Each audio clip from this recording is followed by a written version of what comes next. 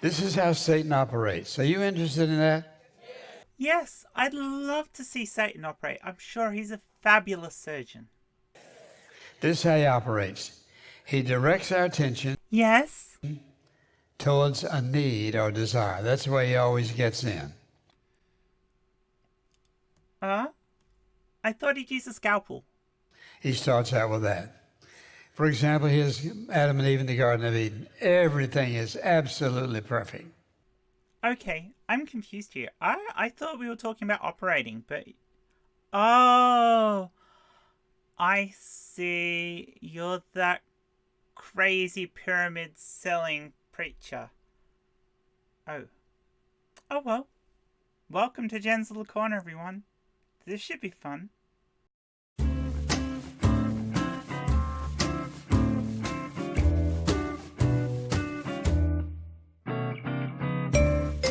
So this week we're going to be taking another look at Dr. Charles Stanley.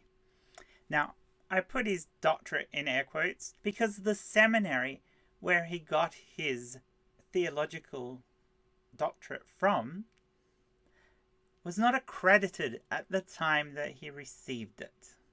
In this particular episode, Dr. Stanley is going to be talking about what Satan does, his procedures, and his practices in trying to turn us to the dark side.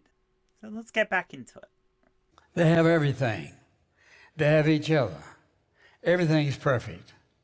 The one thing that they didn't have is fruit from the tree of the knowledge of good and evil. So the premise here is that Adam and Eve didn't have knowledge of good or evil before they ate of the fruit. So they had no grounding to understand that what they might be doing is wrong.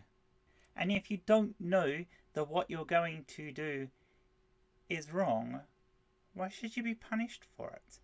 I know ignorance is no excuse, but in this case, the punishment certainly did not fit the crime. Look at everything else is perfect. And so what does Satan do?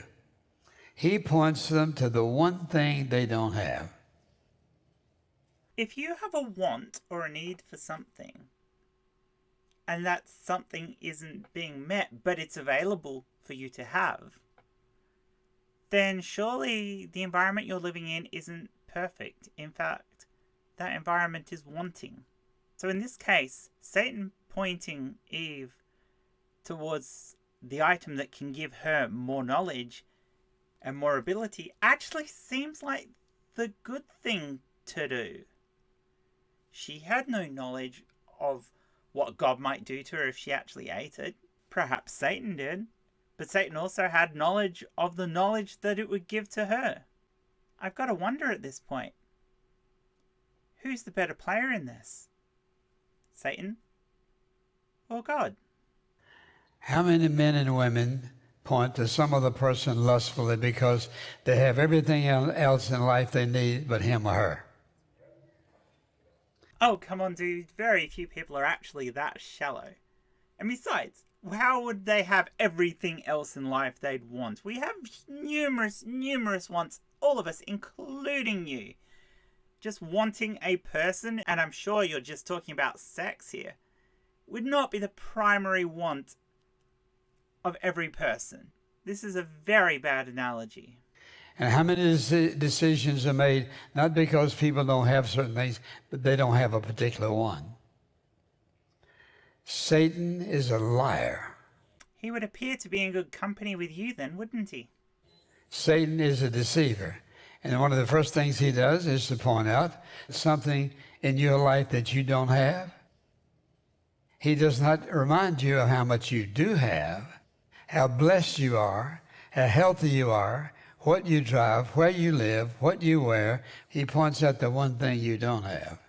What about, suppose you had that? So let me get this straight.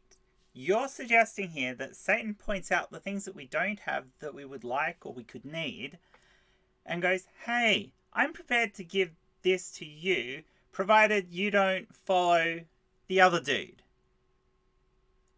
And God says, hey, your life is miserable. Maybe, just maybe, if you pray to me and worship me and do everything I tell you to do, I might make these little things better for you in your life.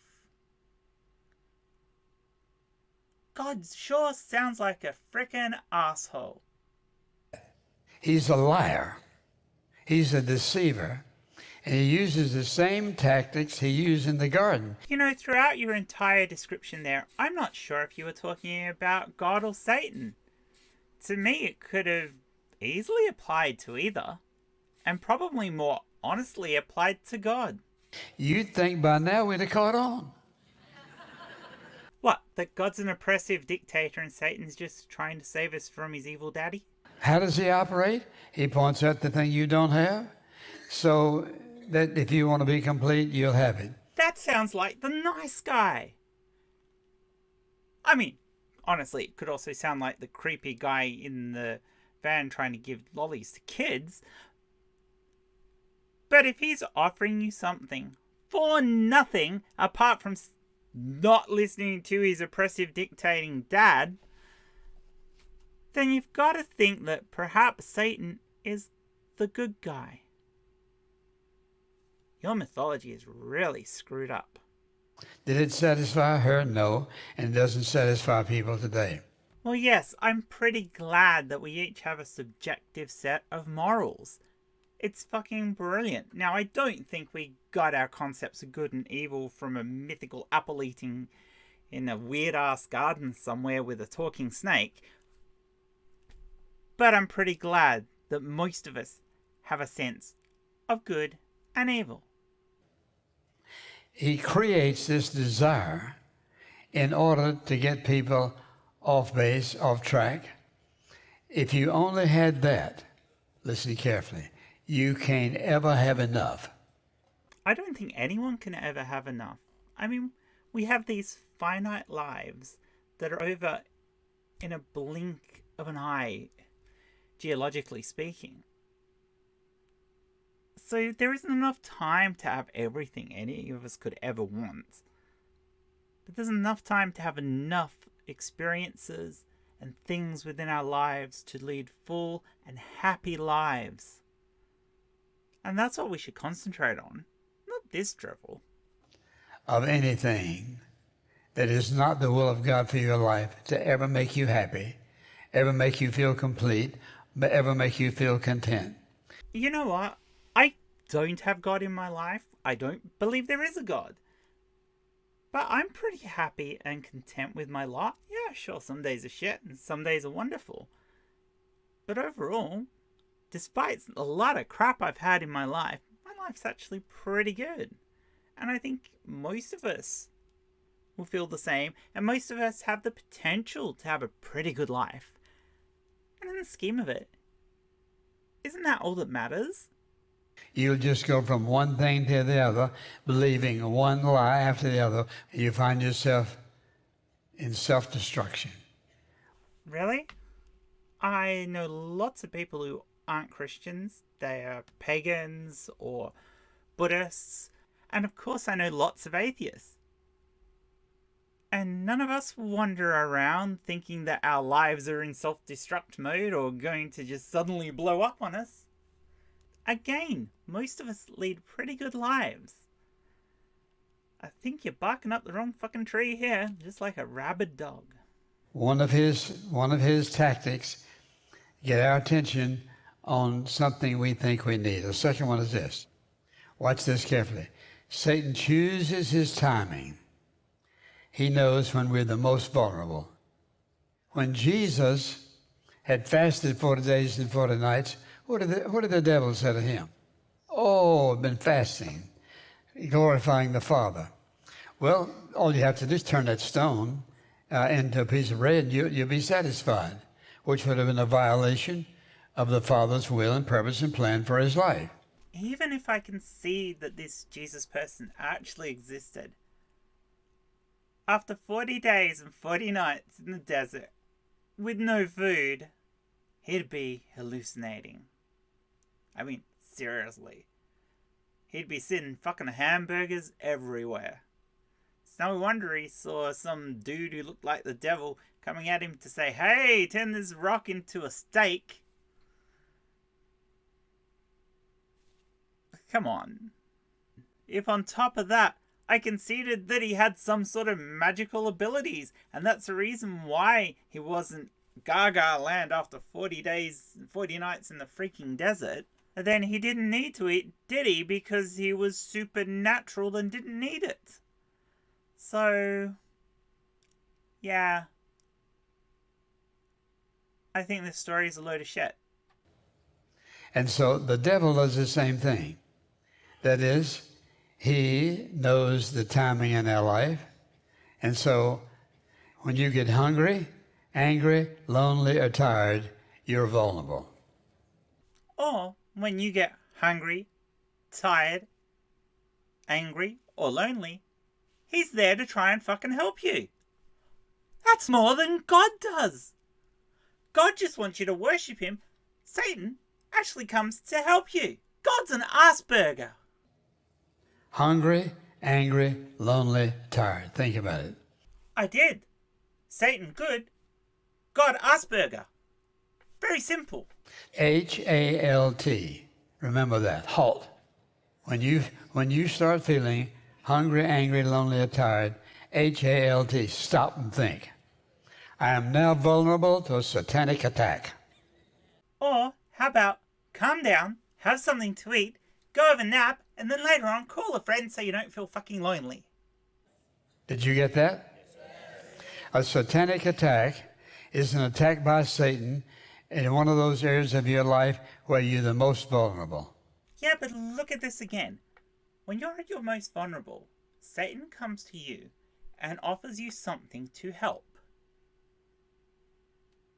When you're at your most vulnerable, where's your God? You get on your hands and knees and you pray to him, and you pray over and over again, and nothing fucking happens. But in your ideology, in your belief system, the person who comes to help you is the one that you think is the most evil. There is something fundamentally wrong with the way your religion works. When you get hungry, how do you feel? I feel hungry. When you get angry, how do you feel? Angry. Is there a fucking point to this? When you're lonely, how do you feel? Oh God, how dumb are your fucking congregation? They feel fucking lonely, you dipshit. And when you're tired and worn out. We're the most vulnerable. And that's when Satan will attack. He knows exactly when to attack us, how to attack us. He knows our weakest points. Everybody has a weakness, at least one or more. That's the way he operates. You know what? I'm pretty pissed off with you at the moment, and I'm rather tired. But I don't see no fucking Satan. There's no Satan fucking here. There's no one tempting me. I'm just calling you out for being a douche. In your ideology, Satan is so obviously the misunderstood son who fights against his oppressive father. It's pretty simple. A third thing he does is this. He creates doubt in our mind. Okay, I now doubt that I can take much more of this. So guys, thank you for joining me. If you like this video, please give it a thumbs up.